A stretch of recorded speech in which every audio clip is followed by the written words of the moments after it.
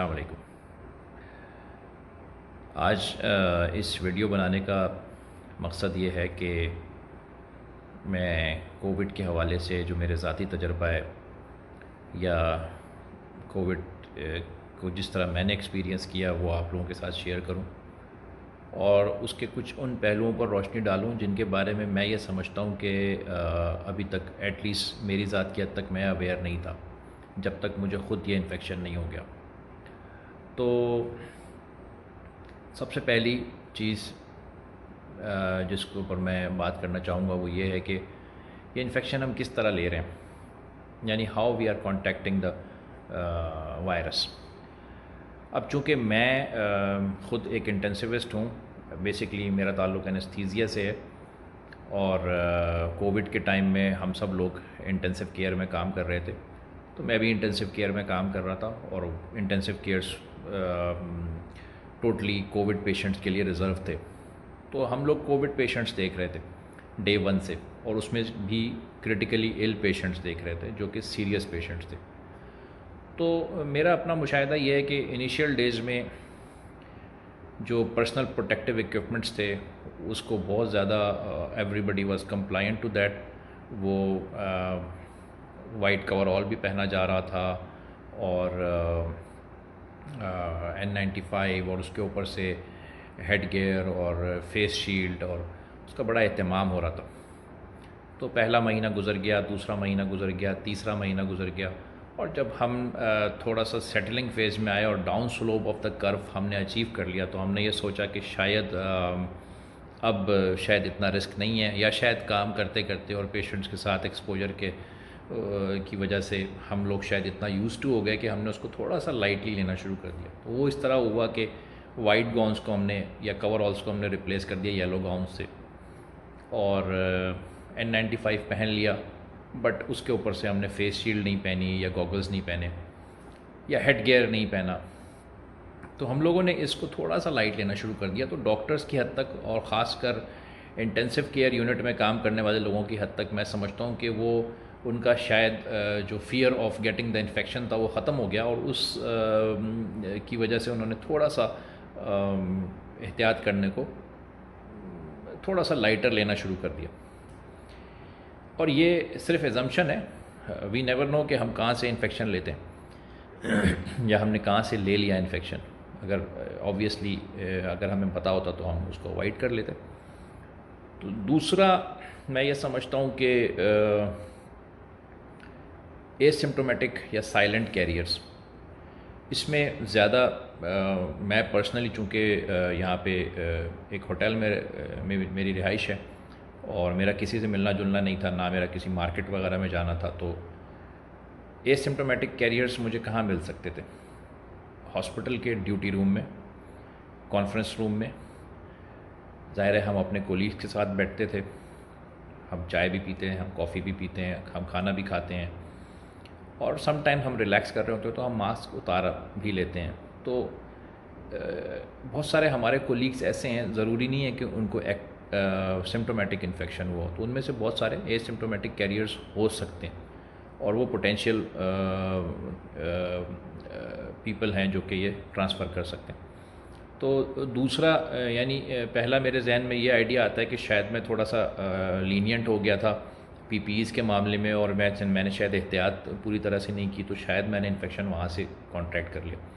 और दूसरा मेरे जहन में ये है कि ड्यूटी रूम्स में या कॉन्फ्रेंस रूम्स में जब हम आपस में कोलीग्स के साथ इंटरेक्ट करते थे, या नमाज़ पढ़ रहे हैं या खाना खा रहे हैं या कॉफ़ी या चाय पी रहे हैं, तो शायद उस दौरान हमने वो इन्फेक्शन ले लिया हो किसी एसिम्प्टोमेटिक कैरियर से। और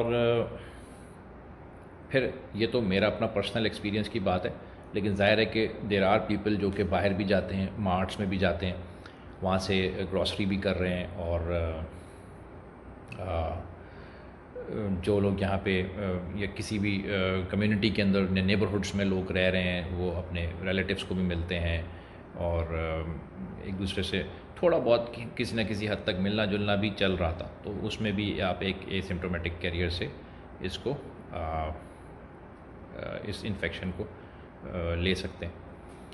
तो इस तरीके से somehow I got it. और अब बात करते हैं कि सिम्टम्स की या अलामात की। तो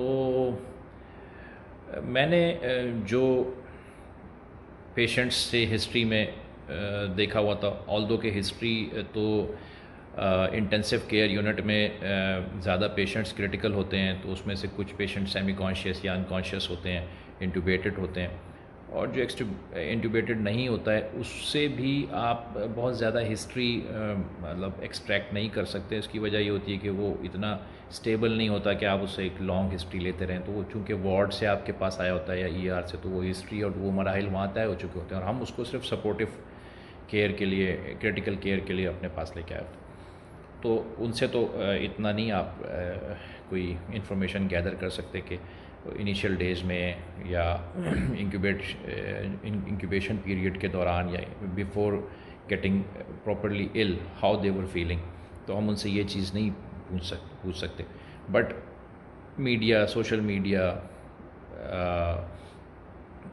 टेलीविज़न, इवन कि मैं CNN पे जो डेली अपडेट्स होते थे उसमें जो उनका मेडिकल रेप है, जो CNN का या डॉक्टर संजय गुप्ता, उसके जो व्यूज़ होते थे वो भी मैं रेगुलरली फॉलो करता था। डॉक्टर फाउसी को भी मैं सुनता था।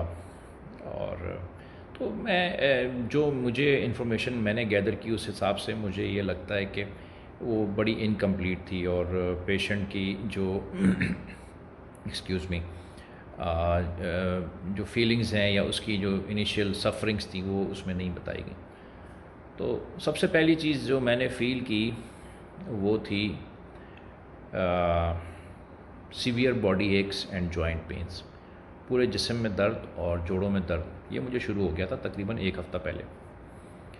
और मैं उसको लाइटर लेता रहा, मैं उसको टायर्डनेस लेता रहा, मैं उसको ये लेता रहा कि शायद मैं बहुत ज़्यादा ओवर स्ट्रेच हो चुका हूँ, और चूँकि नॉन स्टॉप वर्क है और बड़ा हैवी लोड है, तो उस वजह से शायद मैं थक गया हूँ या मुझे टायर्डनेस हो रही है, इस वजह से मुझे ये बॉडी एक्स हो रहे हैं और ये ऑटोमेटिकली चले जाएगा थोड़ा सा। तो मैं उसको इस तरह लेता रहा, और वो फिर इतना बढ़ता गया कि एक दिन ऐसा आ गया कि मैं जब ड्यूटी पे था तो मेरे लिए बैठ के खड़े होना और खड़े होके बैठना मुश्किल हो गया। Somehow I pass that day. और उसके बाद जब मैं उसके बाद मुझे शाम में ऐसा लगा कि जैसे मुझे हाई ग्रेड फीवर हो रहा है। तो बताने का मकसद ये है कि बॉडी एक और सीवियर बॉडी एक to the extent of affecting your routine daily activities, ये अगर आपको हो रहा है और जॉइंट पेन्स हो रहे हैं और आपको कोई और सिम्टम नहीं है, कोई सोर थ्रोट नहीं है, कॉफ नहीं है, फीवर नहीं है, तो this can be an alarming sign और इनिशियल साइन ऑफ कोविड। तो आप ये समझ सकते हैं कि maybe in the coming days आपको फीवर और दूसरे सिम्टम्स डेवलप होने वाले। तो आप उस स्टेज के ऊपर आप कोशिश करें कि आप आइसोलेट हो जाएं, आप स्वाब करा लें, और जब तक कि आप 14 डेज़ का पीरियड इसमें निकाल ना लें तो आप अपने आप को सस्पेक्टेड कंसिडर करें। बॉडी एक के बाद दूसरी चीज़ जो मुझे इसी मीन वाइल हो रही थी दैट वाज डायरिया। तो उसको भी मैंने एक रूटीन में ही लिया कि हो जाता है एट टाइम्स। और तो बॉडी एक्स और डायरिया ये पहली मेरी अलामात थी, और तकरीबन 1 हफ़्ता मैंने इसमें गुजारा।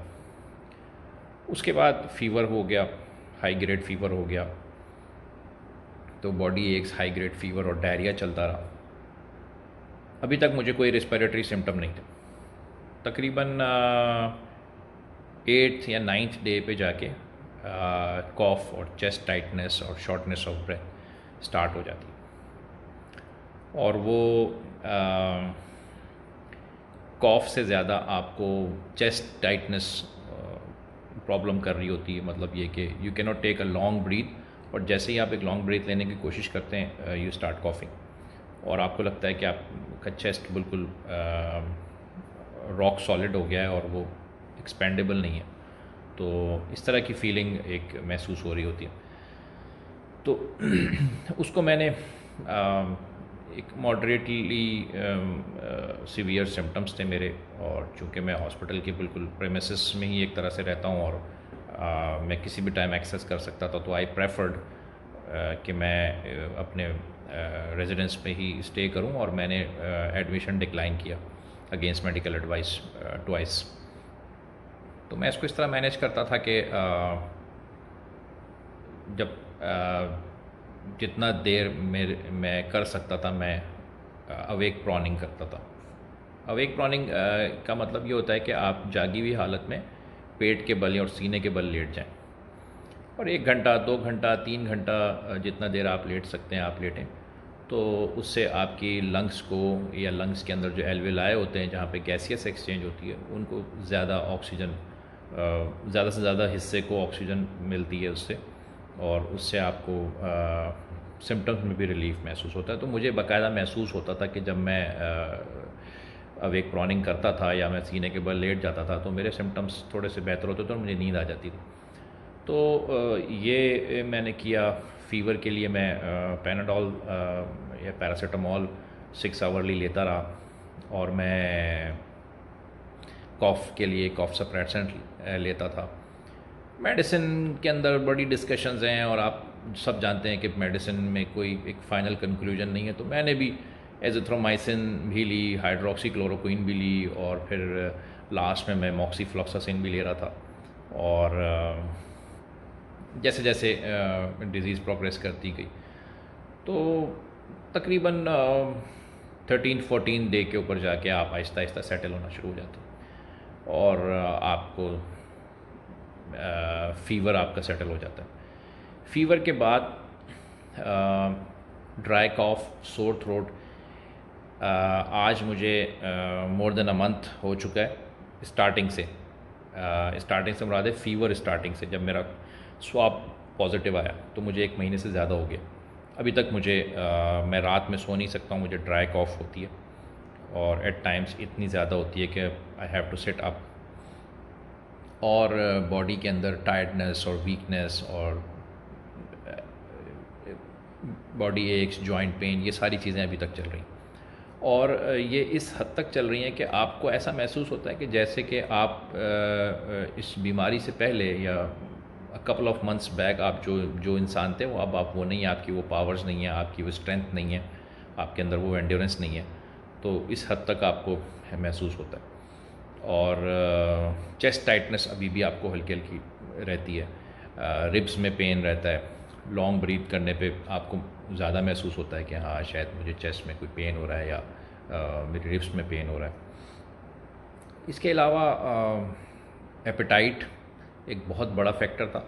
इस पूरे अरसे में एपेटाइट बहुत ज़्यादा इफ़ेक्ट हुई थी, और जो कि अब थोड़ी सी बेहतर होना शुरू हो गई है। बट ये कि एक पोस्ट कोविड सिम्टम्स में लॉस ऑफ एपेटाइट या एनोरेक्सिया एक और साइन था जो मैंने पर्सनली एक्सपीरियंस किया। और insomnia, 2 to 3 hours maximum you can sleep at a stretch, 2 से 3 घंटे, इससे ज़्यादा आप एक स्ट्रेच में नहीं सो सकते। और एक पीक डेज़ में 36 आवर्स तक भी विदाउट स्लीपिंग मैंने गुजारे। शायद थोड़ी बहुत बीच में एक ओंग आ जाना जिसको कहते हैं वो तो हो सकता है कि उसमें हुई हो, लेकिन ये कि अदरवाइज़ मैंने बैठे हुए वो टाइम गुजारा या अवेक प्रॉनिंग में वो टाइम गुजारा।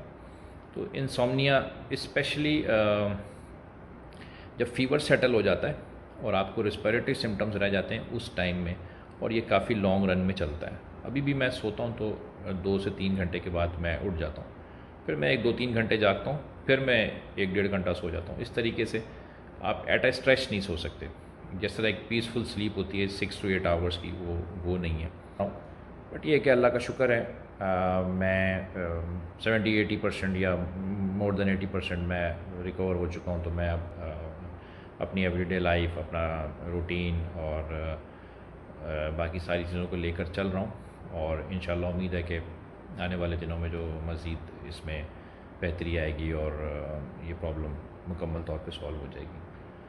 तो मेरा इरादा था एक कोई 6 to 8 मिनट्स की एक वीडियो बनाने का। मेरा ख्याल है काफ़ी लंबी होगी, it would be very boring कि ये सारा कुछ एक सेटिंग में बैठ के सुना जा सके। बहरहाल जो कुछ मैंने एक्सपीरियंस किया मैंने आप लोगों से शेयर करने की कोशिश की, और मैं उम्मीद करता हूँ कि इससे आप लोगों को कुछ फ़ायदा होगा। अस्सलाम वालेकुम।